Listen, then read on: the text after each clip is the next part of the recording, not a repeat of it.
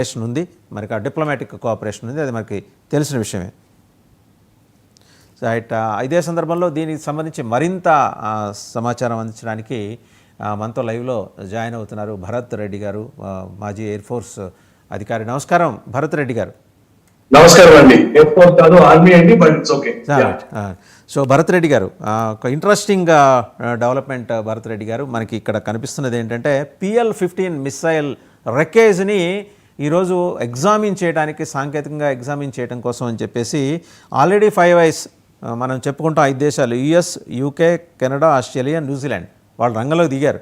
వాళ్ళతో పాటు ఇప్పుడు జపాన్ అండ్ ఫ్రాన్స్ కూడా రంగంలోకి దిగాయి. ఫ్రాన్స్ ఇంట్రెస్ట్ ఏంటంటే మనకి రఫేల్స్ వాళ్ళు సప్లై చేశారు కాబట్టి how Rafale is more powerful and proved when compared to PL-15 అనేది వాళ్ళు ఒక అధ్యయనం కోసం, కంపారిటివ్ స్టడీ కోసం.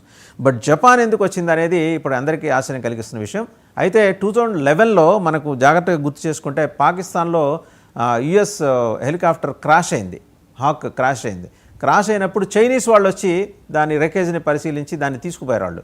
సో యాజ్ అ కౌంటర్ మెజర్గా ఈరోజు ఈ 5 దేశాలు ప్లస్ 2 దేశాలు 5 eyes ప్లస్ ఈ 2 countries కూడా వచ్చినాయి. PL-15 కన్నా how superior the Rafale is అనేది ఎస్టాబ్లిష్ చేయడం కోసం ఫ్రాన్స్ తపన. బట్ ఈ 5 దేశాలు ఎందుకు వచ్చినట్టు మనం భావించాలి సార్? సో చూడండి, మనకి మన డాక్ట్రిన్ లో ఇంటర్నేషనల్ గా, జియో పొలిటికల్ గా చూస్తే there are different organizations which have come up to counter US. So దాని పరంగా క్వాడ్ కూడా ఉంది కదా, రైట్?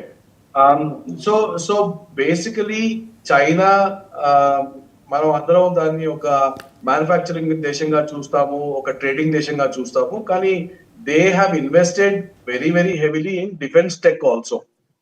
అండ్ ఇన్ఫాక్ట్ పాకిస్తాన్ ని మీరు చూస్తే గత 10 ఏళ్లుగా ఎప్పుడైతే అమెరికా పాకిస్తాన్ వదిలిపెట్టేసిందో, లాస్ట్ 10 years లో 81% of weapons technology imported by Pakistan comes from China అండి. ఓకే, ఇదే కాకుండా చైనా గత 40 ఏళ్లలో తమ డిఫెన్స్ టెక్నాలజీని పెంచింది అండ్ దాన్ని అమ్మడం కూడా మొదలుపెట్టింది ఆల్ అక్రాస్ ద వరల్డ్. కానీ యుద్ధంలో పాల్గొనలేదు ఇప్పటివరకు చైనా. బట్ చైనాకి ఒక స్పెక్ట్రమ్ ఆఫ్ వెపన్స్ ఉన్నాయి, from air to air missiles to short range missiles to long range and SRBMs and kind of stuff.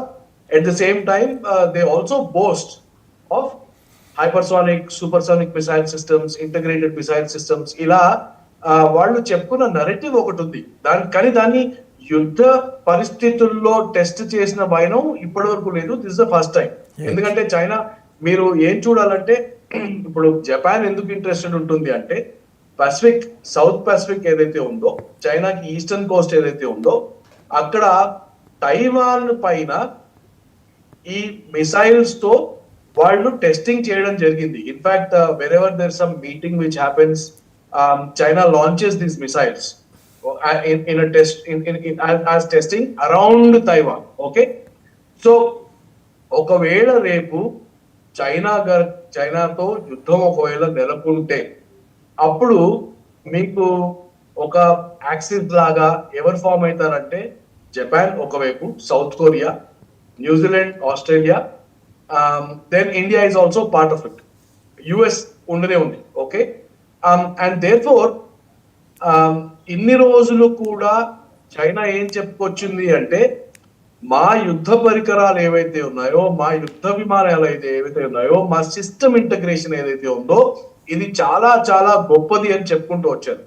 కానీ వాళ్ళ డెమాన్స్ట్రేషన్ లో ఏమైందంటే, J-10 plus this particular missile, they are integrated, supposed to be integrated system with an uplink to a satellite and which is controlled, seamlessly. కానీ ఇదంతా కూడా మన air defence system కానివ్వండి, లేకపోతే మన EW ఎలక్ట్రానిక్ వార్ఫేర్ కానివ్వండి, దీంతో ఈ మిసైల్ నిర్వీర్యమైంది అని ప్రూవ్ అయిపోయింది. Right, that's beautiful, right? That's so ఇప్పుడు what you are seeing is that what China has been saying, నా సామర్థ్యం ఇంత అని ఎంతైతే వాళ్ళు చాటుకొచ్చారో, ఇవాళ ఈ PL-15 మిసైల్ మనకి డైరెక్ట్ గా దొరకడము, ఇది మన ఏడీతో పడిందా లేకపోతే ఈడబ్ల్యూతో పడిందా ఇంకా తెలీదు. బట్ టెక్నాలజీ ఎప్పుడైతే మనం రూపొందిస్తున్నామో శత్రు సామర్థ్యం ఆ టెక్నాలజీలో ఇమిడి ఉంటుంది కాబట్టి ఆ టెక్నాలజీ మన చేతిలో వచ్చినప్పుడు దాన్ని రివర్స్ ఇంజనీరింగ్ చేస్తే శత్రు సామర్థ్యం చాలా చాలా బయటపడుతుందండి. And that's why there so much interest right now. అయితే మేజర్ భారతిరెడ్డి గారు, అంటే మీరు ఇందాక అన్నారు అది స్పష్టంగా పంజాబ్లోని హోషియార్పూర్ దగ్గర దాని రెక్కేస్ దొరికింది, దాని డెబ్రీ ఇప్పుడు ఎగ్జామిన్ చేస్తున్నారు. మన the best air defence system we have అదే న్యూట్రలైజ్ చేసేసింది దీన్ని. PL-15 is no more a hero in the international market అనేది ఎస్టాబ్లిష్ అయిన తర్వాత చైనా డిఫెన్స్ మార్కెట్ స్టాక్స్ ఒక్కసారిగా పతనం అయిపోయినాయి. And at the same time ఈ 5 ఐస్ కూడా వాళ్ళు they have shown and expressed more interest. United States, United Kingdom, Canada, Australia, New Zealand, వీళ్ళు కాక జపాన్, ఇందాక మీరు అన్నట్టు ఈ సౌత్ పసిఫిక్ రీజన్లో, ఏషియన్ రీజన్లో చైనాకి ఒక ప్యారలల్ ఫోర్స్గా చైనా సుప్రీమసీని వాళ్ళు అంగీకరించడానికి సిద్ధంగా లేరు. కాబట్టి ఏంటి అసలు నిజంగా వాళ్ళ దగ్గర ఉన్నది చైనా టెక్నాలజీ అయినా దీపావళి సామానా అనేది కూడా చెక్ చేసుకోవడానికి వాళ్ళు దిగినట్టు స్పష్టంగా అర్థమవుతుంది. బట్ ఇది ఇంటర్నేషనల్ డిప్లొమాటిక్ రిలేషన్స్కి వచ్చేప్పటికీ realignment of forces, realignment of countries మారే అవకాశం ఉందా? అంటే ఇట్స్ టూ ఎర్లీ అనుకోండి ఈ ప్రశ్నకి, ఇది ప్యూర్లీ హైపోథెటికల్ క్వశ్చన్. బట్ దీని చైనా ఆయుధపాఠవాన్ని కనుక మనం చూసిన తర్వాత, దానిలోని డొల్లతనం బయటపడిన తర్వాత ఖచ్చితంగా దేశాలు 4-5 రకాల అసోసియేషన్లు ఏర్పడున్నాయి, క్వాడ్ అని, మరొకటని. వీటిల్లో మళ్ళీ రీఅలైన్మెంట్ ఏమైనా జరిగే అవకాశం ఉందా?